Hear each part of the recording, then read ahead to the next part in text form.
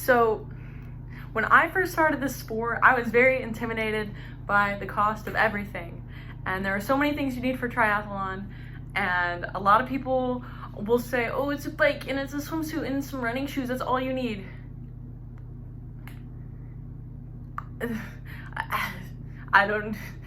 You're insane. You forget everything else and it costs $1 million. And I started this sport when I was in grad school, so I was super broke.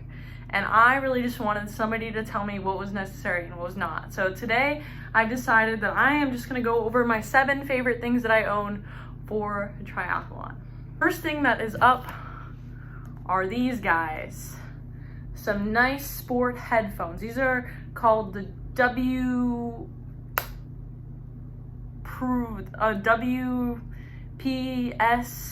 Sonys. So they're waterproof, but they're not really waterproof. They're just water resistant. But they are Bluetooth headphones, as you can see, with a little charger case. They were about $250. These are the best investment I have ever made. I've had them for years. I sweat. I'm a disgusting little sweaty guy.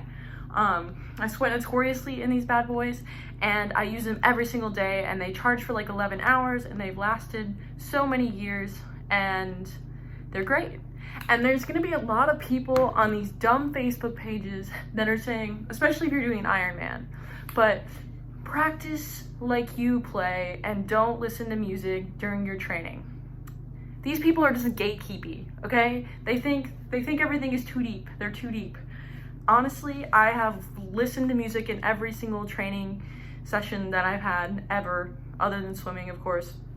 And come race day, you don't even think about not having headphones. Everybody's like, well, you're gonna not have headphones on race day. Who cares? The day is so magical. You don't think twice about not having headphones. So enjoy your training, get yourself some good headphones, and enjoying your training is half the process. Who cares about the race? Especially if you're doing a sprint, you're not even gonna notice. So get yourself the good headphones.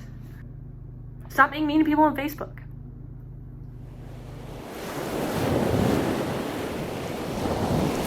Second thing that I could not recommend more is a Garmin watch. If you're a numbers girly, then you want this. Or if you're a numbers guy, you want this watch. This one is about a mid-range watch. It's got all the bells and whistles of you can record any kind of training basically. It does your heart rate.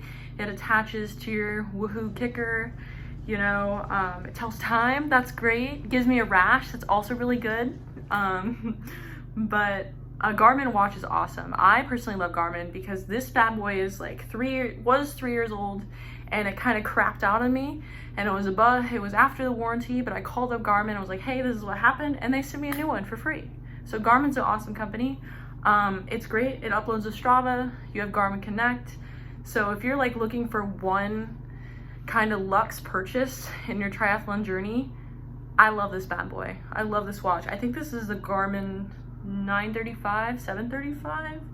It should say somewhere, but it lasts the whole Ironman, gets the job done, and it's also fun. I love numbers, so I don't know. Great resource if you don't want to buy a watch, or if you just want a nice social media platform of, you know, like-minded individuals. I would get a Strava. I absolutely love my Strava. It's my favorite social media platform. You get to see your friends upload their training. You get to be inspired by his pros and their training, and it keeps a little training diary for you. So your watch can upload to it. You can get it to do the GPS for you when you're running or cycling.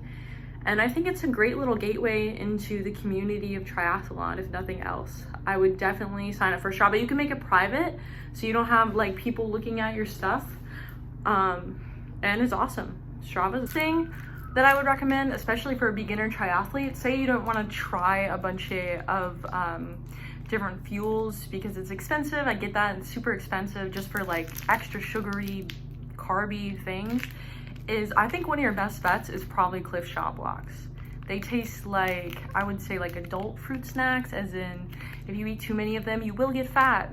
But they're really good. I shoved 7 packs of these in my kit during an Ironman, and the only thing that I have against them is it's a lot of chewing.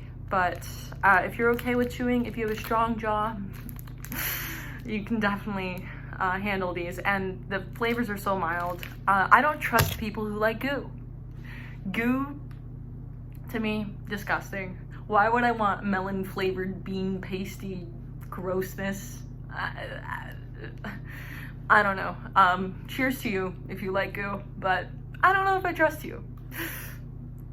Or your palate. Another great investment, I think, are sunglasses. I'm not a sunglasses girly, even though I look super duper cool in these ones. But I'm not a sunglass girly in the outside world. They make me feel really anxious and disconnected from the world when I wear them. But I do think that they're necessary for, one, collecting your fingerprints in case you ever go missing. And two, blocking the bugs from getting in your eyes when you're on the bike. I have 2 really cheap pairs of sunglasses. I think I look ridiculous in both of them. I don't know, maybe I look cool, but I would get some sunglasses.